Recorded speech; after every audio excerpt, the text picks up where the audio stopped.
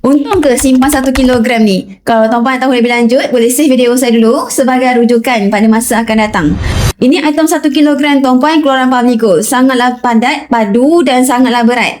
Okey, tahu tak tuan-puan, tahun 2024 harga 1 kilogram ni sekitar RM350,000 sahaja. Hari tuan-puan bulan Mei 2026, 1 kilogram tangan saya tuan-puan telah pun meningkat dan cecah harga sekitar RM625,000.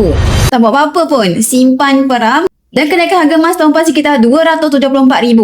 Tapi tuan-puan, bagaimana kita nak kira keuntungan bersih simpan emas ni? Sepatutnya dengan spread dan juga zakat. Maka tuan-puan hari ni 2026 kalau tuan-puan jual 1 kilogram tuan-puan ni, tuan-puan hanya dapat sekitar RM587,000.